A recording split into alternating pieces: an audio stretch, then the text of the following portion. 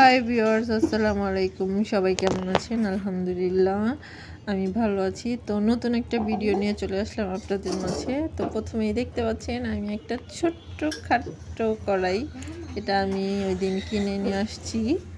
তো কোথা থেকে আনছি কি আনছি এটা নাই বা বলি, কিন্তু আমার শখের জিনিস বলতে গেলে এগুলা, কারণ আমার খুব ভালো লাগে মাটির জিনিসগুলো রান্নাবান্না করতে।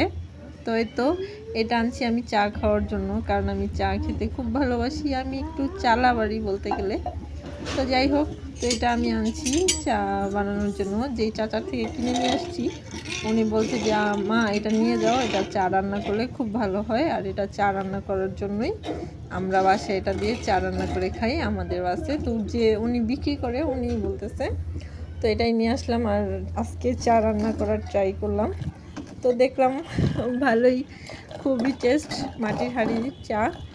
আর মাটির হাঁড়িতে রান্না করলে আসলে খুব ভালোই লাগে। যে আমি দুধ জাল করতেছি এখানে, চাপাতি, আর হচ্ছে আমার আরও হাঁড়ি আছে। আমার মাটির অনেকগুলো জিনিসই আছে, যারা আমার আর কি পুরনো কিছু ব্লগ দেখলে আপনি দেখতে পাবেন যে আমার আরও কিছু মাটির হাঁড়ি পাতিল আছে। তারপরও আমি যেন আর কি এই হাঁড়ি পাতিলের ভিতরে খুঁজে পাই যে সব সময় আমি এগুলো দেখলেই আমার কিনতেই হবে।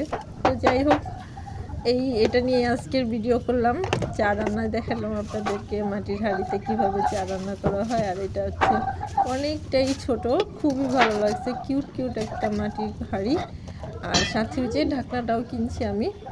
তো একসাথে প্রাইস খুবই কম, মানে অনেকই কম, এটা আসলে ধারণার বাইরে। আমি খুব সস্তায় এটা কিনছি। তো যদি ভিডিওটা ভালো লাগে আমার অবশ্যই লাইক, কমেন্ট, শেয়ার এবং সাবস্ক্রাইব করবেন। সাবস্ক্রাইব করতে কেউ ভুলবেন না।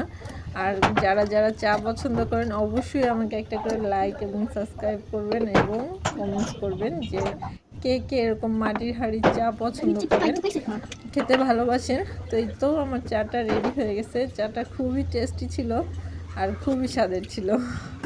তো সবাই ভালো থাকবেন। আল্লাহ হাফেজ, আসসালামু আলাইকুম।